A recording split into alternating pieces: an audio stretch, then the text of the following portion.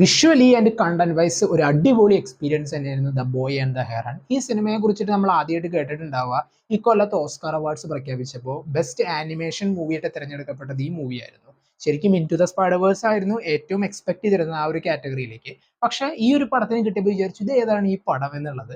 അതുകൂടാതെ ബാഫ്റ്റ അവാർഡ്സിലെ best animation movie and golden globe awards ഇതൊക്കെ കിട്ടിയപ്പോൾ ചില്ലറക്കാരനല്ല ആളെന്ന് മനസ്സിലായി. പക്ഷേ ഈ പടം ഇപ്പോഴാണ് കാണാൻ പറ്റിയത്. തന്റെ അമ്മയുടെ മരണശേഷം അച്ഛന്റെ കൂടെ രണ്ടാനമ്മയുടെ അടുത്തേക്ക് താമസിക്കാൻ വരുന്ന മോഹിത്തോ എന്ന് പറയുന്ന ഒരു കുട്ടി. പിന്നീട് അവിടെ ഉണ്ടാവുന്ന ഒരു ചാരമുണ്ടി പക്ഷിയും ഈ കുട്ടിയായിട്ടുള്ള ഒരു ബന്ധം എന്താണ് എന്ന് കാണിച്ചുകൊണ്ടാണ് സിനിമയുടെ സ്റ്റോറി മുന്നോട്ട് പോയിട്ടുള്ളത്. ഇതിൽ അവർ കൊണ്ടുവന്നിട്ടുള്ള ഒരുപാട് സംഭവങ്ങളുണ്ട്. മാജിക് ഉണ്ട്, കുറെ വേൾഡുകൾ ഉണ്ട്, അതിനിടയിൽ വരുന്ന വ്യത്യസ്തങ്ങളായിട്ടുള്ളതും വിചിത്രങ്ങളായിട്ടുള്ള ക്യാരക്ടേഴ്സ് ഉണ്ട്, അതിന് യൂസ് ചെയ്തിട്ടുള്ള ആനിമേഷൻസ്, ഇതൊക്കെ വളരെ വെൽ എക്സ്പ്ലെയിൻ ചെയ്തുകൊണ്ടാണ് സിനിമയുടെ സ്റ്റോറി മുന്നോട്ട് പോയിട്ടുള്ളത്. ടോക്കിയോ ബേസ് ചെയ്തുകൊണ്ടുള്ള ഗിൽബി എന്ന് പറയുന്ന ഒരു ആനിമേഷൻ സ്റ്റുഡിയോ ആണ് ഈ സിനിമ പ്രൊഡ്യൂസ് ചെയ്തിട്ടുള്ളത്. ഇവരുടെ തന്നെ ഒരുപാട് സ്റ്റോറീസ് ബേസ്ഡ് മൂവീസും ഉണ്ട്.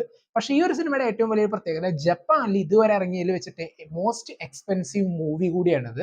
ആൻഡ് ഗിൽബി സ്റ്റുഡിയോസിന്റെ ആനിമേഷൻ മൂവികളിൽ വെച്ചിട്ട് ഐമാക്സ് ഫോർമാറ്റ് ഉണ്ടായിരുന്ന ഒരേ ഒരു മൂവി കൂടിയായിരുന്നു. ആൻഡ് ഈ സിനിമയുടെ റിലീസിന്റെ സമയത്ത് ഏറ്റവും വളരെ യുണീക്ക് ആയിട്ടുള്ള സംഭവം എന്ന് വെച്ചാൽ മറ്റൊരു തരത്തിലുള്ള സംഭവങ്ങളും പുറത്തു വിടാതെ ആകെ ഈ സിനിമയുടെ ഒരു പോസ്റ്റർ മാത്രമായിരുന്നു ഈ സിനിമയുടെ ഡയറക്ടേഴ്സ് അല്ലെങ്കിൽ ഈ ക്രിയേറ്റേഴ്സ് പുറത്തു വിട്ടിട്ടുണ്ടായിരുന്നത്.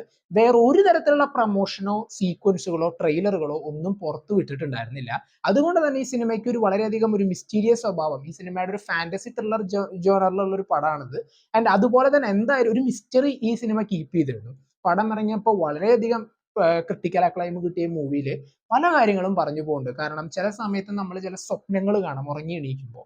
ഈ സ്വപ്നങ്ങൾ എന്തായിരുന്നു കണ്ടതെന്ന് നമ്മളൊന്ന് ആലോചിച്ച് നോക്കിയാൽ വളരെ വിചിത്രങ്ങളായിട്ടുള്ള സംഭവങ്ങൾ കയറി വരും. നമുക്ക് പരിചയമുള്ളതും പരിചയമില്ലാത്തതുമായിട്ടുള്ള ഒരുപാട് ആളുകൾ, ഒരുപാട് സ്ഥലങ്ങൾ, അല്ലെങ്കിൽ എന്തൊക്കെയോ സംഭവങ്ങൾ നമ്മളതിൽ കേട്ടും മറന്നിട്ടും ഉണ്ടാവും.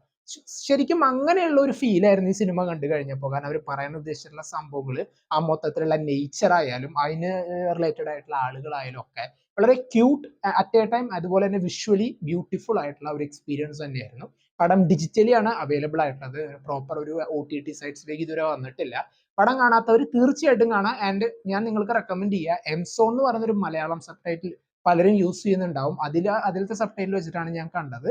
വളരെ എല്ലാ വാക്കുകളും നല്ല അടിപൊളിയായിട്ട് എക്സ്പ്ലെയിൻ ചെയ്തിട്ട് തന്നെയാണ് പോയിട്ടുള്ളത്. സാധാരണ ഒരാൾ കാണുമ്പോൾ അതിൽ പറഞ്ഞിട്ടുള്ള ഓരോ വാക്കുകളാണ്. ഇപ്പൊ ചാരമുണ്ടി പക്ഷി എന്ന് പറഞ്ഞിട്ട്, ഞാറകൾ എന്ന് പറഞ്ഞിട്ട് ഇങ്ങനെ പക്ഷികളെ കുറിച്ചിട്ടും റെഫർ ചെയ്യുന്നതൊക്കെ ഓരോ വേർഡ് ബൈ വേർഡിന് പ്രോപ്പർ അർത്ഥം കൊടുത്ത് വളരെ കുഴപ്പിക്കാതെയുള്ള പരിഭാഷയായിരുന്നു.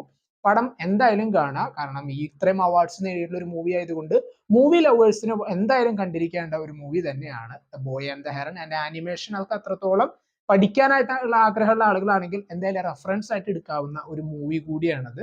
മനുഷ്യന്റെ ഈ ലോകത്തിലെ ഇമ്പോർട്ടൻസ് എന്താണ്, അവൻ ഓരോരോ കാര്യങ്ങൾ കയ്യിലേക്ക് എത്തുമ്പോൾ അതെങ്ങനെ ഹാൻഡിൽ ചെയ്യണം എന്നുള്ളതിനെ കുറിച്ചുള്ള ഒരു പ്രോപ്പർ മെസ്സേജ് കൂടി സിനിമ മുന്നോട്ട് വയ്ക്കുന്നുണ്ട്. പടം കാണാത്തവർ എന്തായാലും കാണുക. പടം കണ്ടവർ നിങ്ങളുടെ അഭിപ്രായം കമന്റ് ബോക്സിൽ നോട്ട് ചെയ്യുക.